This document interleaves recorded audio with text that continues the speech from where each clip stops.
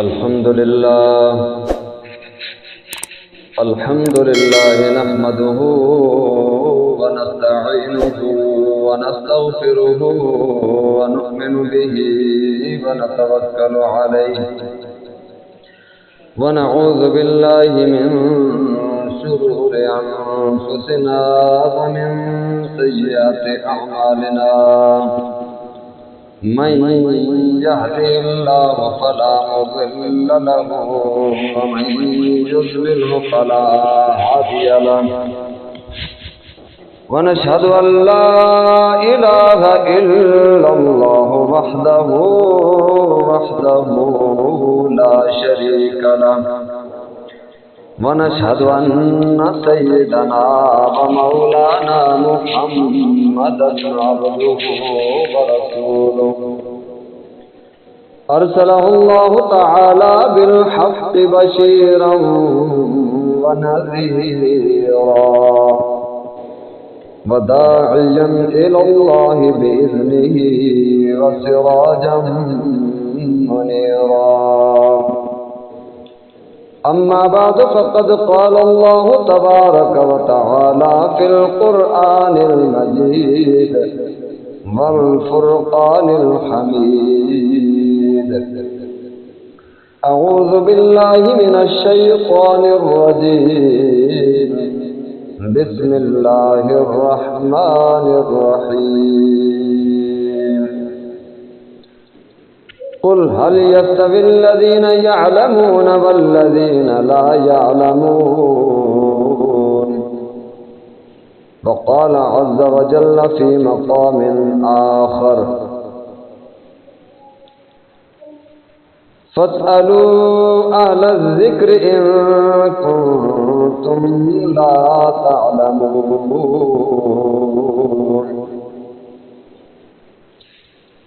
وقال رسول الله صلى الله تعالى عليه وسلم تعلموا العلم وعلموه الناس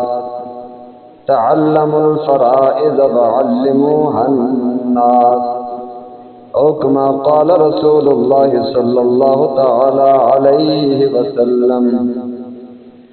وقال رسول الله صلى الله تعالى عليه وسلم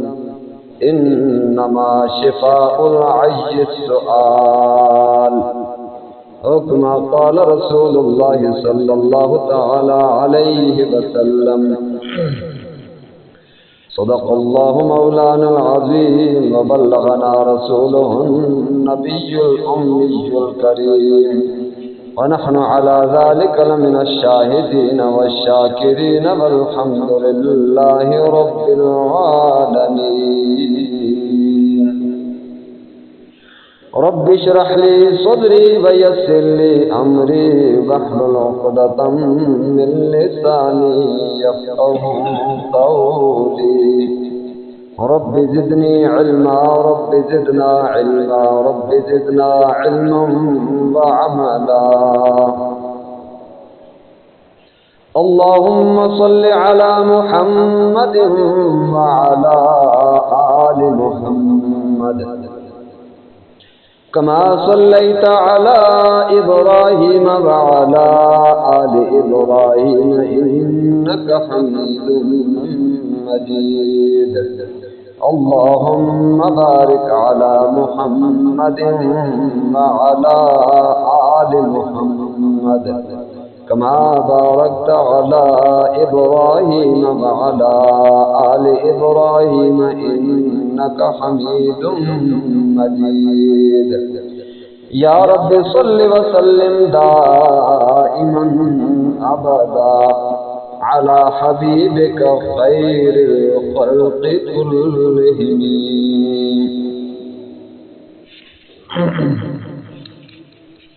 دور شوز اختلاطی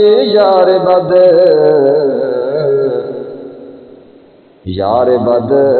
بدتر بود از مار بد مار بد تنہا زخم بر جاں زند مار بد تنہا زخم بر جاں زند یار بد بر جانو بر ایماند۔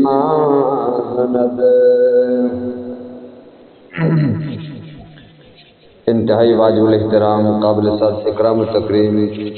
حضرات محترم حاضرین سامعین گرامی برادران اسلام، ذوالقعدہ کا یہ مہینہ جس کے ابتدائی ایام بیت رہے ہیں، اور یہ مہینہ ایک بہت ہی بڑے عظیم مہینے ذوالحجہ کا پیش خیمہ ہے، پری فیس ہے، دیباچہ ہے، اور اس کے گویا کہ اس کی تمہید ہے۔ اس مہینے کے بعد وہ ذوالحجہ کا مہینہ کہ جس میں حج کے احکامات، حج کے ایام، اور پھر ایام تشریق اور عید الاضحیٰ کا وہ عظیم اسلامک تہوار جو ساری دنیا اس کو مناتی ہے، تو اس مہینہ کے بعد وہ مہینہ ظہور پذیر ہونے والا ہے، اور رب ذوالجلال نے تمام انسانوں کو پیدا فرمایا اور ساتھ ساتھ اپنے احکامات، اپنی شریعت، اپنے نبی کے مقدس طریقے بھی نازل فرمائے، اور ہر ایک کے بس کی بات نہیں کہ وہ رب ذوالجلال کے اپنے ذاتی صوت مبارکہ میں اس کی جو وہ قوت کو برداشت کر سکے، اور بذات خود وہ اللہ رب العزت کی ذات مقدسہ سے احکامات سن سکے۔ یہ ہر ایک کے بس کی بات نہیں ہے، ہر ایک میں قوت نہیں ہے، اور رب ذوالجلال نے اپنے تمام احکامات اپنی نوری مخلوق کے سردار روح الامین حضرت جبرائیل علیہ السلام کے ذریعہ سے اس نظام کائنات، اس عالم آب و گل دنیا کے اس جہان میں رب ذوالجلال نے بھیجے ہیں، اور نورانی مخلوق رب ذوالجلال کے احکامات کے وزن کو زیادہ برداشت کر سکتی ہے، اور خاص طور پر حضرت جبرائیل علیہ السلام کو اس مقصد کے لیے رب ذوالجلال نے ان کی ڈیوٹی لگائی، ذمہ داری سونپی کہ جتنے بھی میرے احکامات ہوں گے وہ حضرت آدم علیہ السلام سے لے کر محمد الرسول اللہ صلی اللہ علیہ وسلم تک جتنے بھی انبیاء درمیان میں گزرے، ان سب کی طرف احکامات لانے کے لیے حضرت جبرائیل علیہ السلام کو مقرر فرمایا، اور یہ ایک بہت بڑی امانت، بہت بڑا وزن تھا کہ جس کو پہاڑوں پر پیش کیا گیا تو انہوں نے انکار کر دیا کہ ہم یہ وزن برداشت نہیں کر سکتے، اس امانت کو اٹھا نہیں سکتے۔ انا عرضنا الامانۃ علی السماوات، آسمانوں پر پیش کیا، انہوں نے انکار کر دیا کہ اگرچہ ہماری وسعت ہے، ہمارا ڈھانچہ ہے، ہماری بلندی ہے، لیکن پھر بھی اس وزن کو، امانت کے اس وزن کو برداشت نہیں کر سکتے، اور پھر زمین پر پیش کیا تو زمین نے بھی برداشت کرنے سے اور اس کی ذمہ داری اٹھانے سے انکار کر دیا، تو رب ذوالجلال نے فرمایا وَحَمَلَ الْإِنسَانُ، اس وزن کو انسان نے اٹھا لیا۔ اب انسان ہے کیا چیز؟ ذرا سی ٹھوکر لگے فوراً مر جاتا ہے، ذرا سی ٹھوکر لگے کوئی ہڈی ٹوٹ جاتی ہے، ذرا سی ٹھوکر لگے کلیجہ چر جاتا ہے اور بندہ ختم ہو جاتا ہے، مر جاتا ہے۔ یہ ہے کیا چیز؟ تو رب ذوالجلال نے فرمایا وَحَمَلَ الْإِنسَانُ، اس امانت کے بوجھ کو انسان نے اٹھا لیا، اور فرمایا کہ انسان نے اٹھایا تو انسان کو پتہ نہیں تھا۔ اِنَّهُ كَانَ ظَلُومًا جَهُولًا، انسان نے اس امانت کو اٹھایا، لیکن انسان کی صورتحال کیا تھی؟ اِنَّهُ كَانَ ظَلُومًا جَهُولًا، انسان تو بڑا ظالم تھا، انسان تو بڑا لا علم اور جاہل تھا۔ فرمایا اس نے اٹھا لیا، اب اٹھا تو لیا ہے،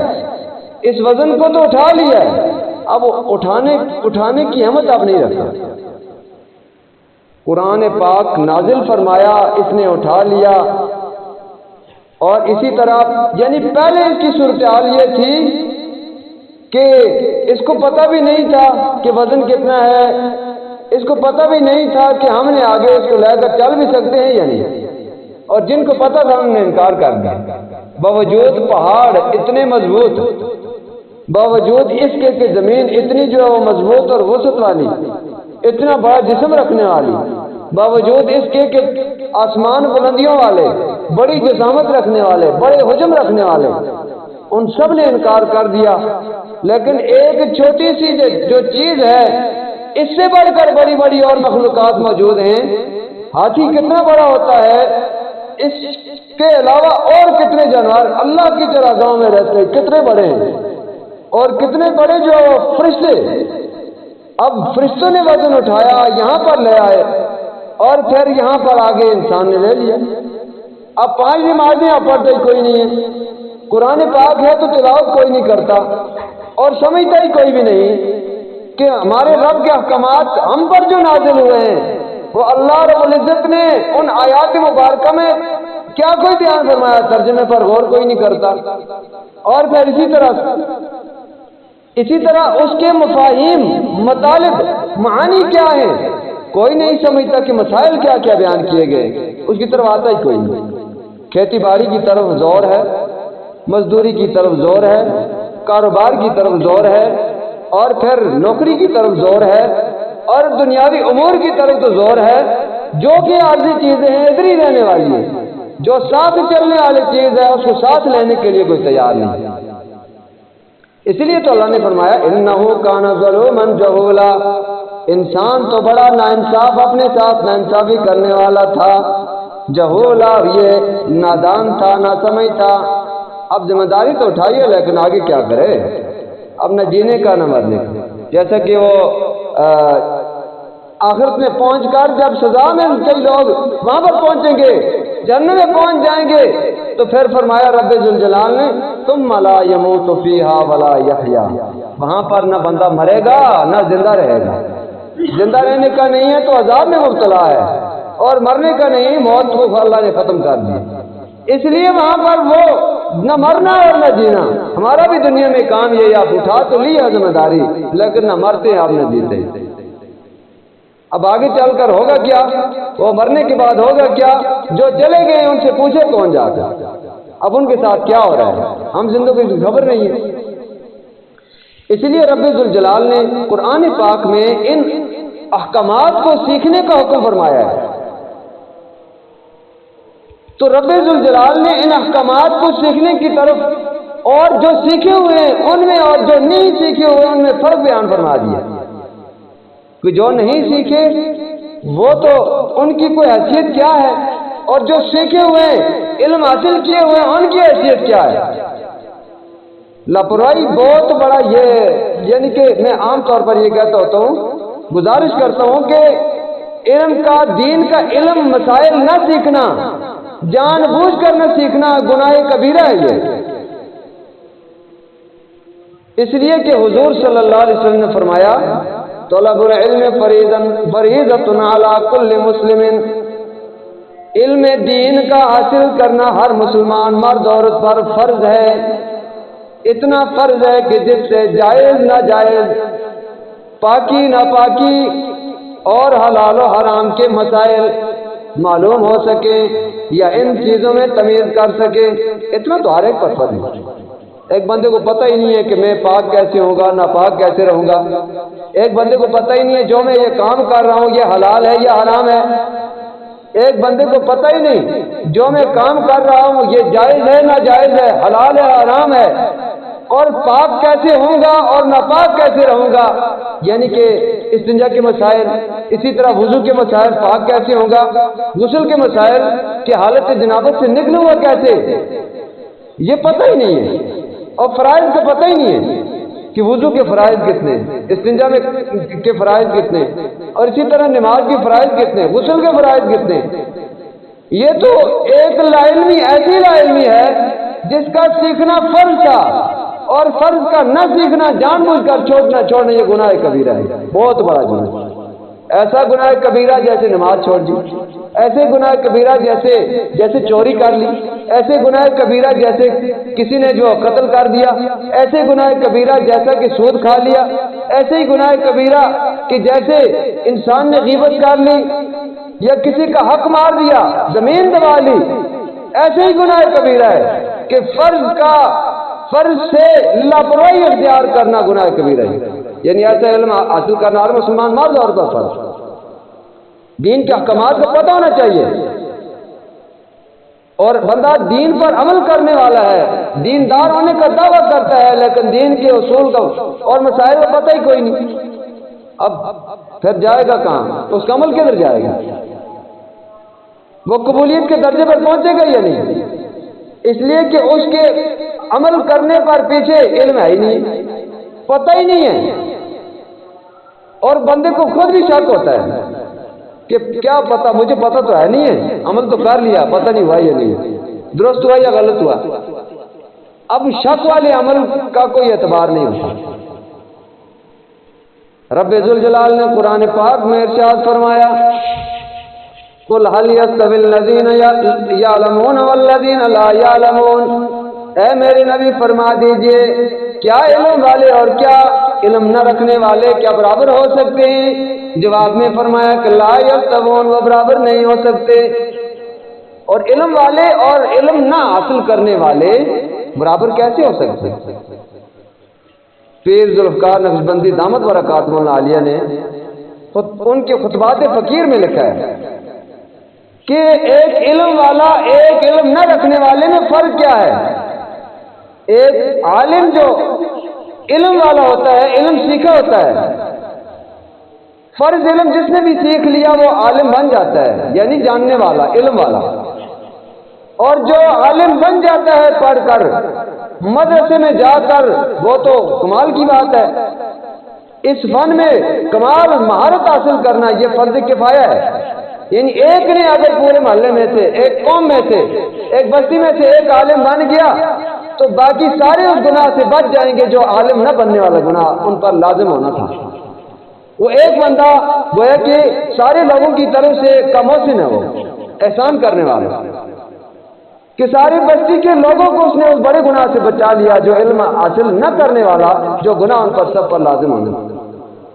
اس لیے کہ ایک پھر سب کو مسائل بتائے گا اور سب پوچھیں گے اس سے، وہ مسائل بتائے گا اور وہ ذمہ داری انشاءاللہ پوری ہو جائے گی۔ اس لیے کم از کم ایک دو کا نکل کر جانا، علم حاصل کرنا، علم دین میں مہارت اور کمال حاصل کرنا یہ فرض کفایہ ہے، اور سب پر ضروری علم حاصل کرنا یہ فرض عین ہے۔ جیسے نماز فرض عین، اسی طرح روزہ فرض عین، زکوٰۃ واجب ہو تو فرض ہو تو فرض عین، اور کہ کوئی صاحب نصاب ہو، صاحب استطاعت ہو تو زندگی میں ایک بار حج کرنا فرض عین، تو فرض عین ہوتے ہیں۔ تو فرمایا قل هل يستوي الذين يعلمون والذين لا يعلمون، فرما دیجئے میرے نبی کیا علم والے اور علم نہ رکھنے والے برابر ہو سکتے ہیں؟ تو خطبات فقیر میں لکھا ہے کہ ایک عالم جب ایک مرتبہ توبہ کرتا ہے، توبہ سچی توبہ، اس کے ایک مرتبہ سچی توبہ کرنے کی وجہ سے 40 گناہ کبیرہ معاف ہوتے ہیں، اور جو عام آدمی ایک مرتبہ سچی توبہ کرتا ہے اس کے ایک مرتبہ سچی توبہ سے ایک ہی گناہ کبیرہ معاف ہوتا ہے۔ پھر علم والے میں اور علم نہ رکھنے والے میں یہ بڑا فرق ہے، ایک مرتبہ توبہ سے 40 گناہ معاف ہوتے ہیں عالم کے گناہ کبیرہ، اور ایک عام آدمی کے ایک توبہ کرنے کی وجہ سے اس کا ایک ہی گناہ کبیرہ معاف ہوتا ہے۔ عالم کو پہنچنے کے لیے 40 مرتبہ توبہ کرنی پڑے گی، تب جا کر اس مقام پر پہنچے۔ اور ایک عالم عمل والا جب قبرستان سے گزر جاتا ہے تو فرمایا کہ اللہ تعالیٰ اس کی صرف گزرنے کی وجہ سے، گزرنے کی برکت سے 40 دن قبرستان والوں کے عذاب میں تخفیف کر دیتے، عذاب کو ہلکا کر دیتے، اور جب وہ ایصال ثواب کر دے تو اس کا مقام کیا ہوگا؟ اس لیے علم کا حاصل کرنا ضروری ہے، جتنا عام لوگوں کے لیے ضروری ہے وہ عام لوگوں کے لیے، جتنا علماء کے لیے ضروریت علماء کے لیے، وہ مہارت اور کمال حاصل کریں، کلیات کے علم اور جزیات کے علم، یعنی پورا علم، اور جو جزیات چھوٹی چھوٹی مسائل ان کا علم۔ اور پھر رب ذوالجلال نے قرآن پاک میں ارشاد فرمایا وَاسْأَلُوا أَهْلَ الذِّكْرِ إِن كُنتُمْ لَا تَعْلَمُونَ، تم اہل علم سے، علماء سے، اہل ذکر سے، اہل علم سے مسائل پوچھا کرو، ان کنتم لا تعلمون، اگر تم نہیں جانتے ہو، اگر مسائل کا علم نہیں رکھتے ہو تو پوچھ کر مسائل سیکھ کر اس پر عمل کیا کرو۔ یہ تو رب ذوالجلال نے قرآن پاک میں کم از کم 2 یا 3 آیات مبارکہ ہیں جس میں ترغیب بیان فرمائی۔ اور حضور اقدس صلی اللہ علیہ وسلم نے ارشاد فرمایا تعلموا العلم وعلموه الناس، خود بھی علم سیکھو اور وعلموه الناس، لوگوں کو بھی علم سکھاؤ۔ قرآن میں پاک میں فرمایا کہ ہم لوگ پوچھیں علماء سے، حدیث مبارکہ میں آیا کہ علم حاصل کریں علماء، اور لوگوں کو پوچھیں لوگ تو ان کو علم سکھائیں، جو مسائل پوچھیں مسائل بتائیں۔ اور پھر فرمایا کہ انما شفاء العی السؤال، کہ بے شک لا علمی کا علاج سوال کرنا ہے، پوچھنا ہے۔ جتنا پوچھتے جائیں گے اتنا لا علمی دور ہوتی جائے گی، اتنا جہالت دور ہوتی جائے گی، نادانی ناسمجھی دور ہوتی جائے گی، اور جتنے مسائل کا علم حاصل ہوتا رہے گا ان پر عمل کریں گے، شک و شبہ دور ہوگا، اور ان کا پھر ڈبل ثواب بھی ہوگا۔ جو یقینی عمل ہوتا ہے اس پر ڈبل ثواب ہوتا ہے، جو مشکوک عمل ہوتا ہے اس پر سنگل ثواب ہوتا ہے، اور کبھی ایسا ہوتا ہے ثواب نہیں ملتا،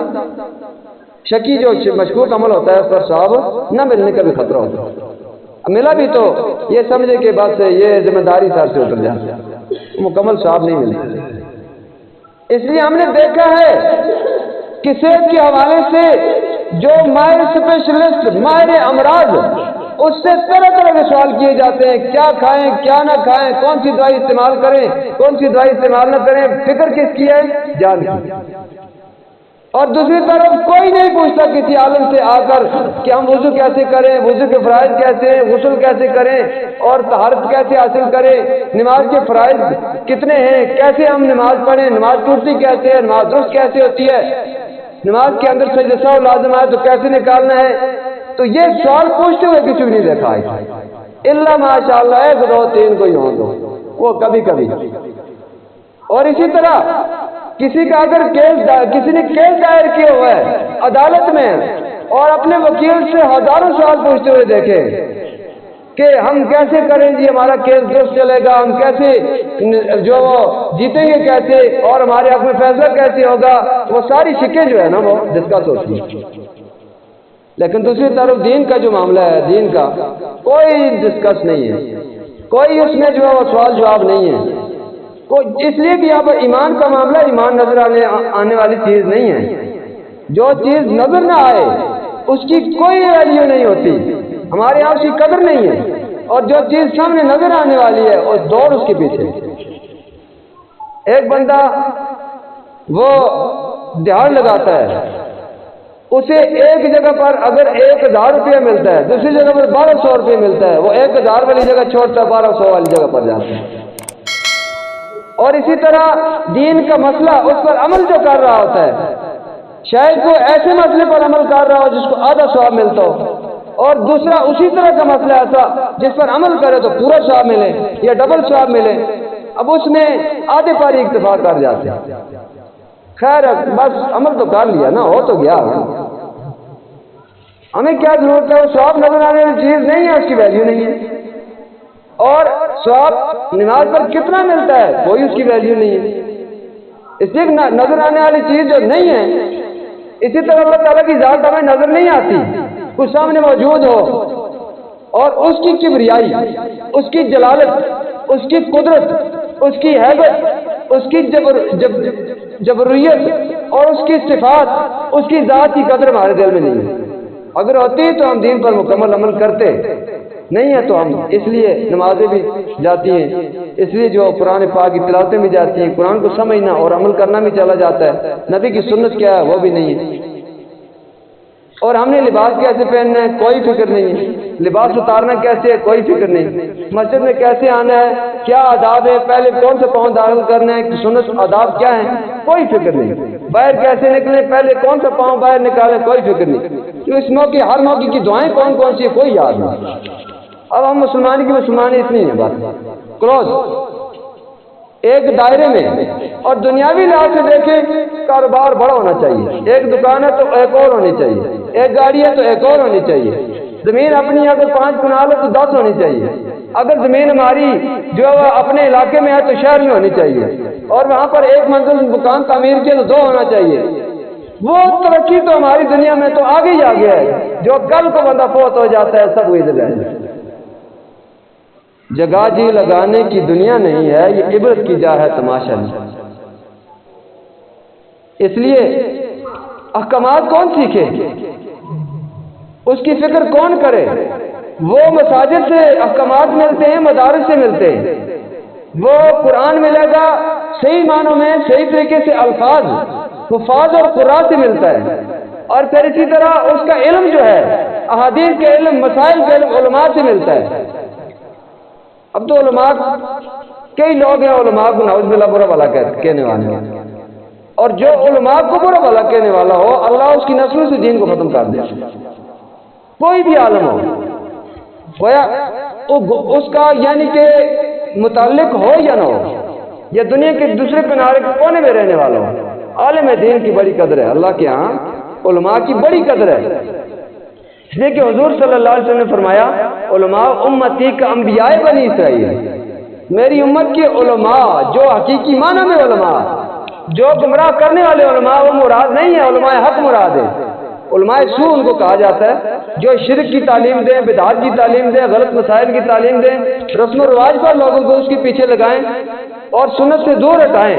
توحید سے دور ہٹائیں، شرک کا درس دیں، وہ علماء سو ہیں، ان کی ویلیو اللہ کے ہاں بھی نہیں ہے، حضور صلی اللہ علیہ وسلم کے ہاں بھی نہیں ہے۔ علماء حق جو دین حق کا صحیح راستہ دکھانے والے، اور وہ راستہ جو حضور صلی اللہ علیہ وسلم صحابہ کرام تابعین سے چلا ہے، ائمہ مجتہدین سے چلا ہے، وہ راستہ بالکل جو آگے آخر قیامت تک پہنچے گا وہ ہے صحیح راستہ، اس کی تعلیم دینے والے علماء حق۔ ایسے لوگوں کے بارے میں فرمایا علماء امتی کا انبیاء بنی اسرائیل، میری امت کے علماء بنی اسرائیل کے انبیاء کی طرح ہوں گے۔ بنی اسرائیل بھی جیسے ہر نبی وہاں پر ہوتا تھا، لوگوں کو تعلیم دیتا تھا، ہر علاقے میں، بستی میں، محلے میں، ہر شہر میں ایک نبی ہوا کرتا تھا، اسی طریقے سے میری امت کے علماء بھی ایسے ہی کام کریں گے جیسے انبیاء۔ انبیاء تو بعد میں آنا کوئی نہیں ہے، کسی نبی نے آنا کوئی نہیں ہے، ختم نبوت کی وجہ سے نبوت کا سلسلہ ختم ہو گیا، آگے علماء اس دین کو لے کر چلیں گے قیامت میں۔ تو اس لیے دین کے احکامات میں عرض کر رہا ہوں کہ 8 احکامات دین کے ہیں، پورا دین کے مسائل ان احکامات کے ارد گرد وہ مسائل گھومتے ہیں، جن میں سے نمبر 1 پہلے نمبر پر فرض ہے، دوسرے نمبر پر واجب ہے، تیسرے نمبر پر سنت ہے، چوتھے نمبر پر مستحب ہے، اور 5ویں نمبر پر حلال ہے، اور 6 نمبر پر حرام ہے، 7ویں نمبر پر مباح ہے، اور 8ویں نمبر پر مکروہ ہے۔ یہ 8 احکامات ہیں، آپ کوئی بھی عمل کریں گے ان میں سے کوئی بھی حکم، 8 میں سے کوئی بھی حکم اس پر ضرور لگے گا، یا تو آپ کا عمل کیا ہوا فرض ہوگا، یا آپ کا عمل کیا ہوا واجب ہوگا، آپ کا کیا ہوا عمل یا تو سنت ہوگا، آپ کا کیا ہوا عمل یا تو مستحب ہوگا، اور آپ کا کیا ہوا عمل یا تو حلال ہوگا،